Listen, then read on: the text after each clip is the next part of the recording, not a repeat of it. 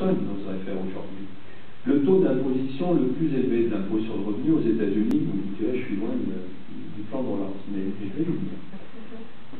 Le taux d'imposition le plus élevé des États-Unis en 1929, c'était 25%.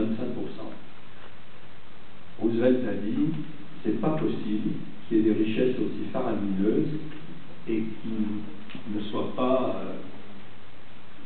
taxées. Et il a fait passer immédiatement le taux à 60%, 63%. Et puis, en 1936, il l'a fait passer à 79%, donc des revenus très élevés. Et puis, il l'a fait passer à 90%.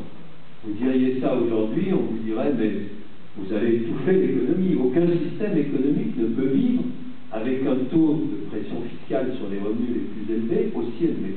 Eh bien, les États-Unis ont vécu un demi-siècle après la guerre avec un taux qui n'était pas resté à 90%, mais qui était de 80%. Donc le taux le plus élevé sur les revenus les plus élevés aux États-Unis, c'était 80%. Quel effet ça a eu? Ça a réduit considérablement les inégalités. Les revenus les plus élevés, des dirigeants qui étaient de l'ordre de 300 fois le revenu moyen en 1929, dans toutes les années de croissance forte, les années 50, 60, 70, aux États-Unis, c'était revenu à 30 fois le salaire moyen. C'est-à-dire qu'au lieu d'être de 1 à 300, c'était de 1 à 30. Donc, l'effet avait été une réduction considérable des inégalités. Et je parle d'une réduction avant impôt, parce que les dirigeants se disaient c'est pas la peine d'accumuler des richesses aussi considérables, puisque de toute façon, on va nous en prendre 80%. Donc, dans les années de croissance forte, les 30 glorieuses, la période de Bretton Woods, il y avait une régulation complète du système financier, vous ne pouvez même pas faire de transfert de capitaux d'un pays à l'autre.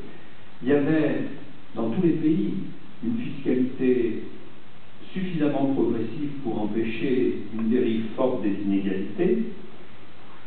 Et puis, il y avait aussi autre chose, il y avait des politiques keynésiennes.